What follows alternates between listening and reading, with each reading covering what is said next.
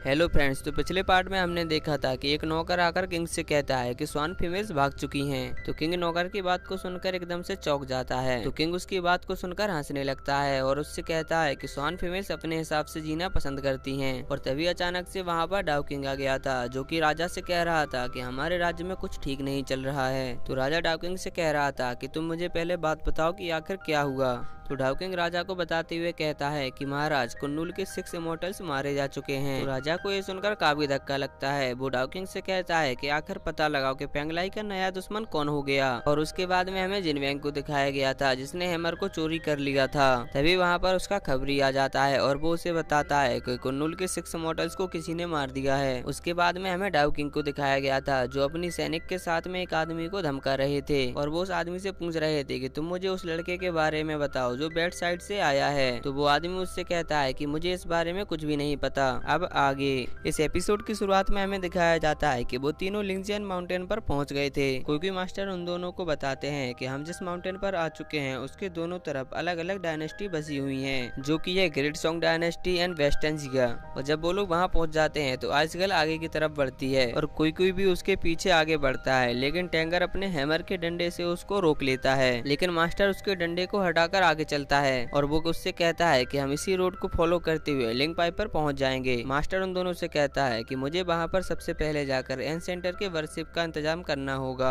और वो वहां से जाते हुए उनसे कहते हैं कि हम लोग आगे भी मिलते रहेंगे। और उसके बाद आइसगर्ल और टेंगर भी अपने रास्ते पर चले जाते हैं। टेंगर आइसगर्ल से कहता है कि हमें पता नहीं इस आदमी ने कहाँ पर छोड़ दिया, क्या तुम्हें यहाँ से आगे जाने का रास्ता मालूम है? क्योंकि उसने तो कहा था कि वो अपने एन सेंटर की वर्शिप करने जा रहा है, लेकिन मुझे तो ऐसा लग रहा है कि वो किसी और मकसद से आया है, जैसे कि वो तुमसे कोई कनेक्शन जोड़ना चाहता हो। तो टेंगर उससे कहता है कि चलो ये भी अच्छी बात है, एक दूसरे को जानना पहचानना अच्छा होता है। लेकिन आइसगर्ल को कुछ ऐसा लग रहा था कि जैसे कि टेंगर के मन में कुछ और चल रहा हो। और वो दोनों काफी दूर तक चलते जा रहे थे। तो टेंगर आइसगर्ल से कहता है कि अब हमें और कितने दूर चलना पड़ेगा। उसके बाद नेक्स्ट सीन में हमें रात का समय दिखाया जाता है, जहाँ पर वो दोनों किसी घर के सामने पहुंच गए थे। तो टेंगर आइसगर्ल से कहता है कि मुझे ये जगह तो बिल्कुल भी पसंद नहीं आई, और मैं ये कैसे मान लूं कि ये एक स्पिरिचुअल बेस कैंप हो सकता है, क्योंकि मैंने तो इस कैंप के बारे में काफी बड़ी बड़ी बातें सुनी हुई थी कि एक बहुत अच्छी जगह थी, यहाँ पर डिवाइस वेपन पाए जाते थे, लेकिन मुझे तो यहाँ पर इनमें से कोई भी चीज नहीं दिख रही है।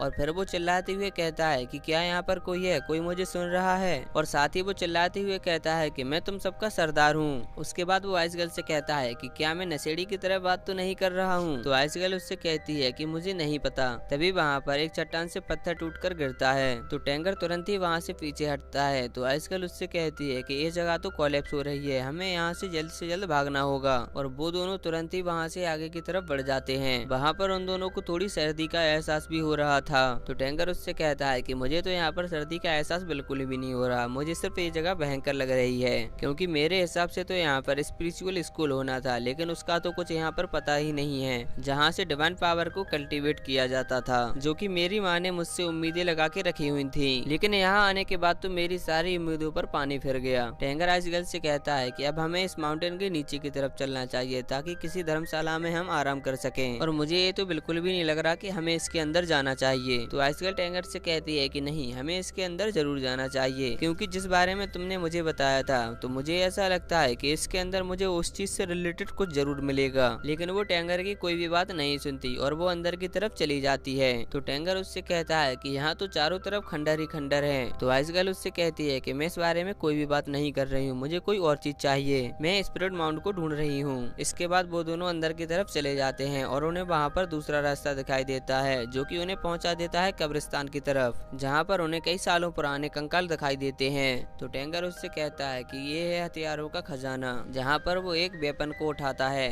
और उसको उठाने के बाद वो एक कब्र के पास में पहुँच जाता है। टेंगर आइसगर्ल से पूछता है कि तुम्हें क्या लगता है कि गोंगफू को कहाँ पर छुपाया होगा? उन्होंने उसे ऐसी जगह पर छुपाया होगा जहाँ से उसे चोरी न किया जा सके। तो आइसगर्ल टेंगर से कहती है कि अब मुझे देखने दो। टेंगर उससे कहता है कि तुम ध्यान से इसके स्टोन टेबलेट पर देखो, क्या ये तुम्हें किसी वेपन की तरह दिखाई देता है? और जैसे ही टेंगर उस चीज को टच करता है तो उसमें कुछ अजीब सी हलचल होती है और वो कब्र अचानक से फूटने लगती है और उसमें से आवाज आती है कि मेरी बेटी को नींद से किसने जगाया? और टेंगर काफी ज्यादा डर जाता है और वो पीछे हट जाता है। वो आइसगर्ल से कहता है कि इसमें से तो भूत की आवाज आ रही है। तभी टेंगर को अचानक से अपनी बॉडी में कुछ महसूस होता है और उसे उल्टी आने लगती है। तो आइसगर्ल उससे कहती है कि अरे तुम तो बहुत ही ज्यादा डरपोक निकले। तो टैंगर आइसगर्ल से कहता है कि मैं डरपोक नहीं हूँ, मुझे कुछ और ही हो गया था। आइसगर्ल उससे कहती है कि इस कब्र को तुम ध्यान से देखो, इसके अंदर एक छोटी सी कुल्हाड़ी रखी थी, लेकिन फिर से उस कब्र से आवाज आती है कि मेरी लड़की से दूर ही रहना। तो टैंगर आइसगर्ल से कहता है कि मुझे इसमें से कुछ भी समझ में नहीं आ रहा है कि इसके अंदर से आकर कौन बोल रहा है। और फिर उस कब्र के अंदर से आग निकलने लगती है। उसके बाद जो उसके अंदर कुल्हाड़ी रखी हुई थी वो अचानक से बाहर आ जाती है, जो कि ऑटोमेटिक ही आइसगर्ल और टैंगर के ऊपर हमला कर देती है। लेकिन अभी भी उन दोनों को कुछ समझ में नहीं आ रहा था कि उन दोनों के साथ आखिर हो क्या रहा है। और इसी के साथ ये पार्ट यहीं पर खत्म होता है। मिलते हैं नेक्स्ट एपिसोड में।